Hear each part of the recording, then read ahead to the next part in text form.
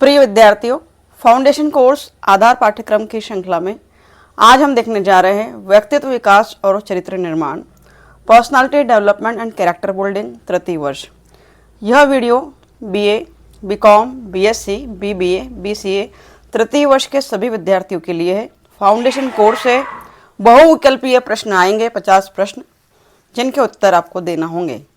तो इस वीडियो में आज हम देख रहे हैं 43 बहुविकल्पीय प्रश्नों को, इम्पॉर्टेंट प्रश्नों को। चलते हैं प्रश्नों की श्रृंखला में पहले प्रश्न की ओर। वस्तुनिष्ठ प्रश्न, ऑब्जेक्टिव टाइप क्वेश्चन। नंबर 1, अंग्रेजी भाषा का पर्सनालिटी शब्द किस लैटिन शब्द से बना है? 4 ऑप्शन आपके सम्मुख है। परसो, परसोना, सोना, परसोनास। हमारा सही उत्तर है ब, परसोना। अंग्रेजी भाषा का पर्सनालिटी शब्द लैटिन शब्द से बना है, ये याद रखना है, लैटिन से बना है, और परसोना से, लैटिन शब्द से बना है।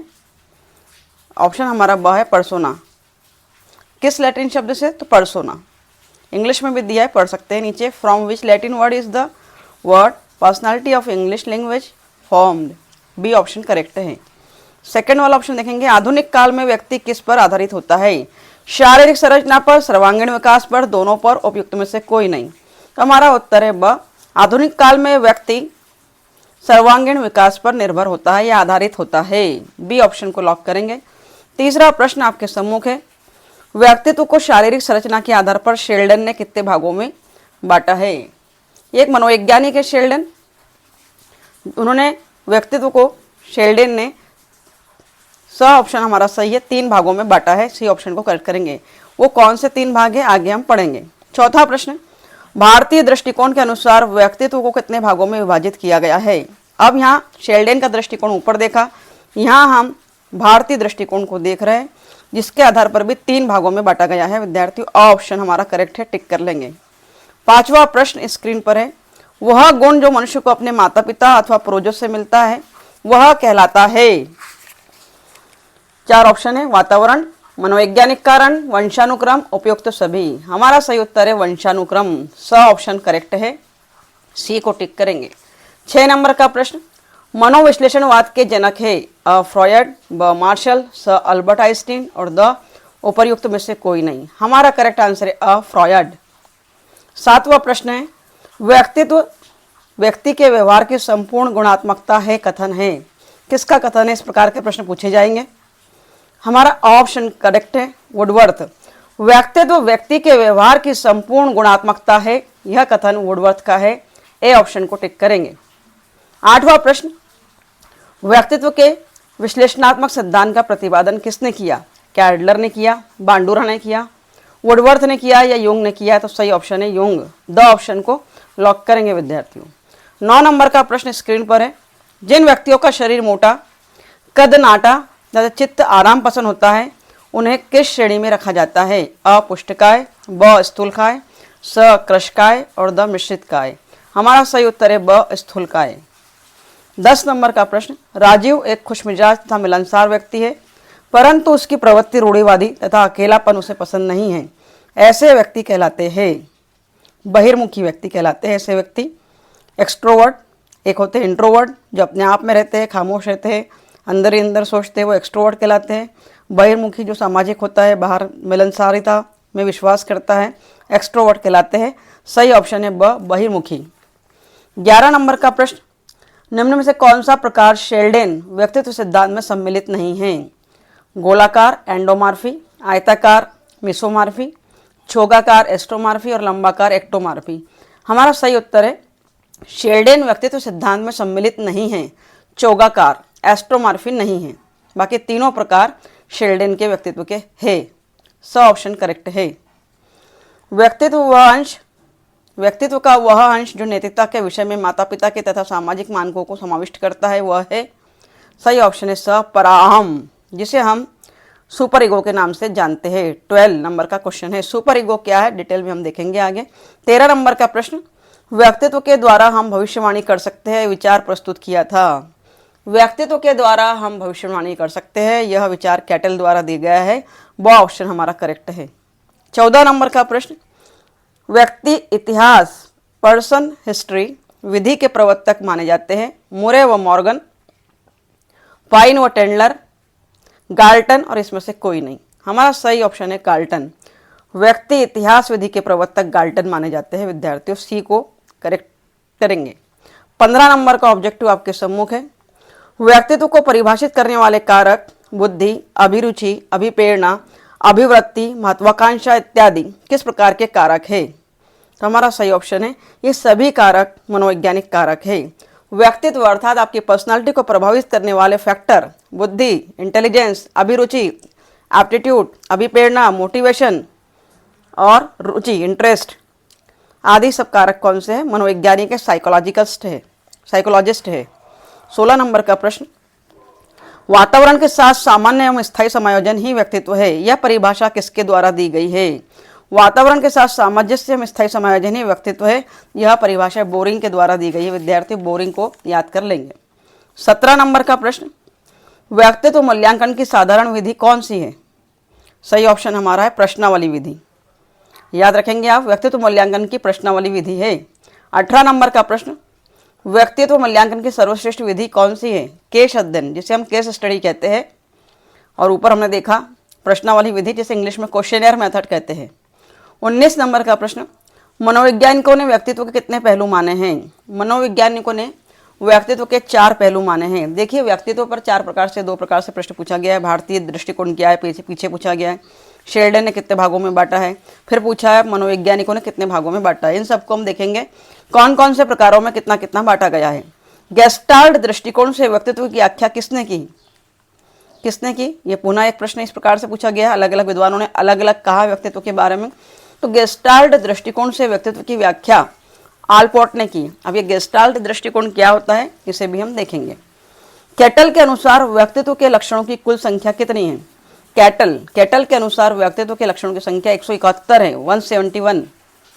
22 नंबर का प्रश्न, किसने मानव प्रकृति के आधार पर व्यक्तित्व के 2 प्रकार बताए हैं? अंतर्मुखी और बहिर्मुखी। तो यह जो बताया कि व्यक्तित्व के 2 प्रकार होते हैं, इंट्रोवर्ट और एक्सट्रोवर्ट, यह जुंग महोदय ने बताया था। विद्यार्थियों जुंग टिक करेंगे जुंग पर।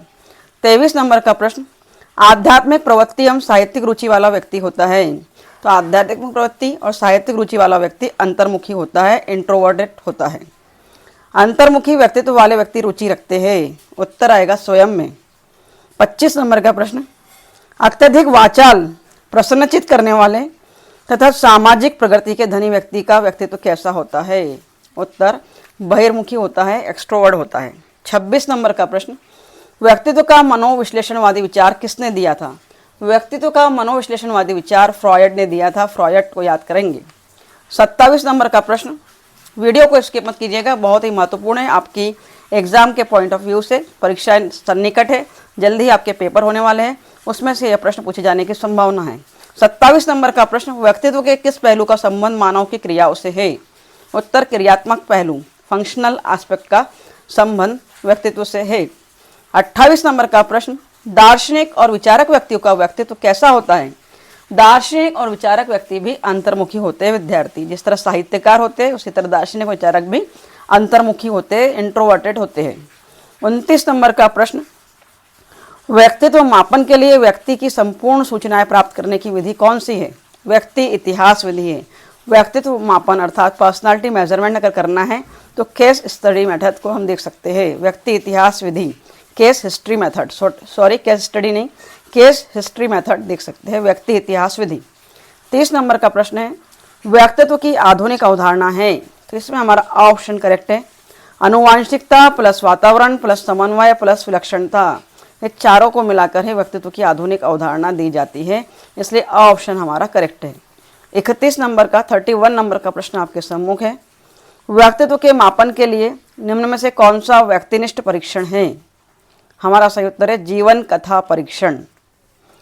द ऑप्शन को टिक करेंगे, जीवन कथा परीक्षण, लाइफ स्टोरी टेस्ट। इसी के साथ आगे चलते हैं 32 नंबर प्रश्न में, वर्तमान समय में व्यक्तित्व का सर्वश्रेष्ठ वर्गीकरण किसके द्वारा बताया गया है? तो वर्तमान समय में व्यक्तित्व का सर्वश्रेष्ठ वर्गीकरण यूंग द्वारा बताया गया है। द ऑप्शन करेक्ट है। 33 नंबर का प्रश्न, व्यक्तित्व के निर्माण की शुरुआत होती है परिवार से, विद्यालय से, आस पड़ोस से या कोई नहीं? तो हमारा ऑप्शन करेक्ट है, व्यक्तित्व के निर्माण की शुरुआत फैमिली से होती है, परिवार से होती है। 34 नंबर का प्रश्न, व्यक्तित्व और बुद्धि में वही संबंध है जो बुद्धि और डैश डैश में है। तो व्यक्तित्व और बुद्धि में वही संबंध है जो बुद्धि और व्यवहार में है। बुद्धि के आधार पर व्यक्तित्व का विभाजन करने वाला विद्वान है। बुद्धि के आधार पर व्यक्तित्व का विभाजन किया था टर्मन महोदय ने। टर्मन को टिक करेंगे, स ऑप्शन हमारा करेक्ट है। व्यक्तित्व का प्रथम वर्गीकरण प्रस्तुत करने वाले मनोवैज्ञानिक थे। बहुत इंपॉर्टेंट क्वेश्चन है। व्यक्तित्व का प्रथम वर्गीकरण जो किया गया था विद्यार्थियों, वो किया था हिप्पोक्रेट्स मनोवैज्ञानिक द्वारा किया गया था। 4 ऑप्शन के सम्मुख है, हिप्पोक्रेट्स, स्प्रेंगर, शेल्डन और युंग। तो हिप्पोक्रेट्स इसका सही उत्तर है। 37 नंबर का प्रश्न, निम्नलिखित में से कौन सी एक समग्र व्यक्तित्व की व्यापक विशेषता है? मित्रता और संबंध, आज्ञापालक और नियम पालक, सामाजिक और समायोजन और 10 सहयोग और ज्ञान। तो सही उत्तर है व्यक्तित्व की व्यापक जो विशेषता है वो सामाजिकता और समायोजन, कि जो व्यक्ति सामाजिक और समायोजन करने वाला होगा, सोशल होगा और एडजस्टमेंट करने वाला होगा, वह ही अच्छा व्यक्तित्व है, बेस्ट व्यक्तित्व है। 38 नंबर का प्रश्न आपके सम्मुख है, एकांत में विश्वास रखने वाला व्यक्ति कहलाता है अंतर्मुखी, बहिर्मुखी, उभयमुखी या शून्यमुखी। तो एकांत में विश्वास रखने वाला व्यक्ति अंतर्मुखी कहलाता है। 39 नंबर का क्वेश्चन, व्यक्तित्व के व्यक्तित्व का अध्ययन करने की वह प्रविधि जिसके द्वारा उसकी जीवन शैली, व्यवहार, तौर तरीकों, विचारों और भावनाओं का अवलोकन किया जा सकता है। 4 ऑप्शन है, प्रश्नावली, निर्धारण मापनी, व्यक्तित्व अध्ययन या प्रक्षेपण। तो उत्तर सही है, व्यक्तिक अध्ययन, इंडिविजुअल स्टडी। व्यक्ति के व्यक्तित्व का अध्ययन करने की वह प्रविधि जिसके द्वारा जीवन शैली, व्यवहार, तौर तरीके, विचार और भावनाओं को हम जांच सकते हैं, अवलोकन कर सकते हैं, वह है इंडिविजुअल स्टडी, व्यक्तिक अध्ययन। उसके इंडिविजुअल स्टडी हमको करना होगी। 40 नंबर का प्रश्न, निम्नलिखित में से कौन सा व्यक्तित्व का जैविक निर्धारक है? निम्नलिखित में से कौन सा व्यक्तित्व का जैविक निर्धारक है? 4 प्रश्न ऑप्शन है, जन्मकरण, आनुवांशिक प्रभाव, सामाजिक आर्थिक स्तर और आकांक्षा संयंत्र। तो 40 नंबर के प्रश्न का उत्तर है ब, आनुवांशिक प्रभाव। 41 नंबर का प्रश्न देखेंगे, निम्न में से कौन व्यक्तित्व विशेषता है? बुद्धि, अभिप्रेरणा, सृजनात्मकता या संवेग। तो व्यक्तित्व की जो विशेषता है वो सृजनात्मकता है, कि अच्छा ही पर्सनालिटी वाला व्यक्ति हमेशा क्रिएटिव होगा, कुछ ना कुछ उसमें एक स्किल होगी, एक कौशल होगा, क्रिएशन पावर उसके अंदर होगा। तो सी ऑप्शन हमारा करेक्ट है, सृजनात्मकता, क्रिएटिविटी। सेकंड लास्ट क्वेश्चन आपके सम्मुख है 42 नंबर का, निम्नलिखित में से कौन सी आत्मनियंत्रण के लिए मनोवैज्ञानिक तकनीक है? Which of the following is the psychological technique for self control? Self control के लिए बात की जाती है। नंबर 1 आत्मानुदर्शन, सेल्फ इंस्ट्रक्शन, अपने व्यवहार का परीक्षण, ऑब्जर्वेशन ऑफ वंस बिहेवियर, आत्म प्रबलन, सेल्फ रिइंफोर्समेंट और उपयुक्त सभी। तो चारों ही ऑप्शन इसके अंदर होंगे।